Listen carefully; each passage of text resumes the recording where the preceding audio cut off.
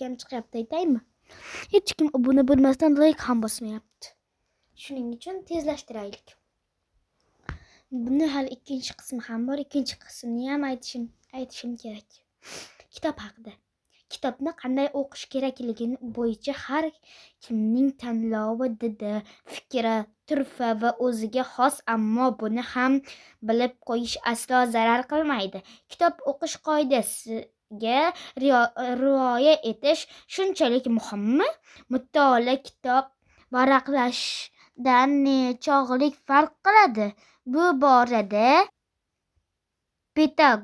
pedagog Mortimer Adlerning ayrim tavsiyalarini keltirishni joiz topdik.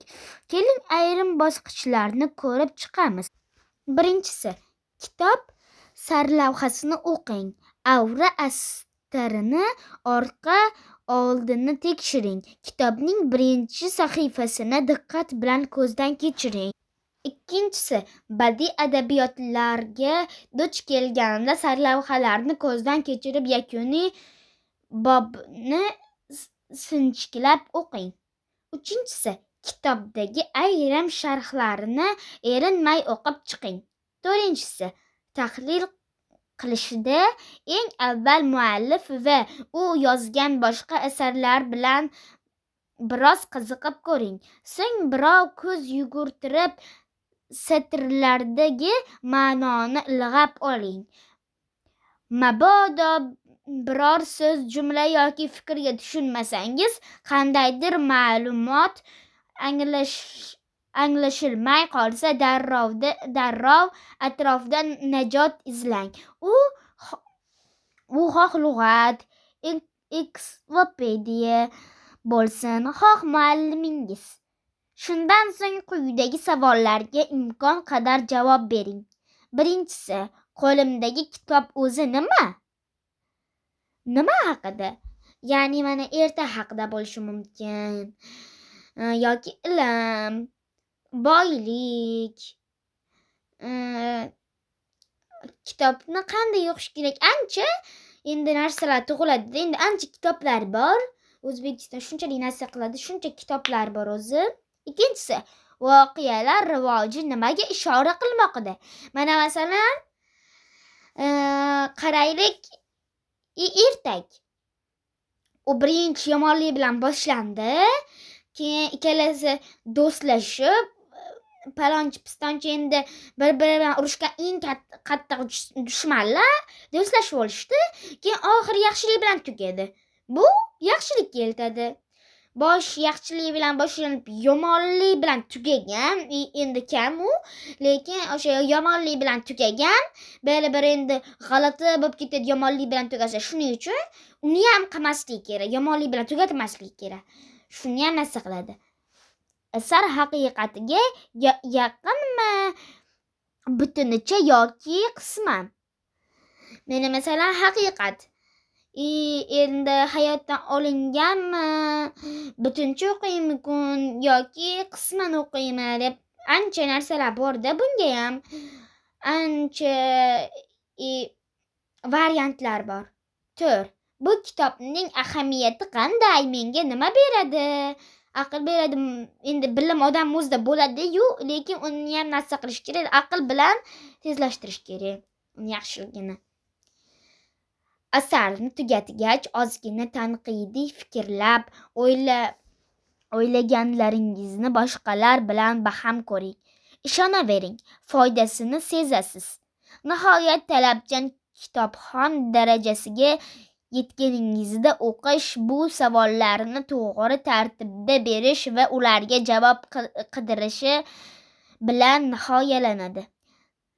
Darvoqe, yana o'qish payti turfa qoidalar yozish, muddat va belgilar qo'yib o'qish ham ziyon qilmaydi. Barcha sizning foydangizga ishlaydi. Endi nima qilishni bildingizmi? Shu bilan ancha narsa oldinga intilish narsalar chiqadi. Endi bu kitob bilan kitob o'qigan inson hech qachon kam bo'lmaydi deyishadi. Bu rost. sizga mana shuni ikkinchi qismini o'qib berib, keyin o'shani ikkinchi qismini o'qiyman-da, keyin kitob kuch degan Nabijon Erman degan odam yozganini aytib berishim kerak. Keyin kitob qimmatini aytamiz. Kitob qimmati Xudoybergan Shomurod. Hop, uncha ko'p so'ramayman. Hech bo'lmasa men shu videoga 50 ta like yig'ib qo'yinglar, shundan keyin men kitob ikkinchi qismini chiqaraman.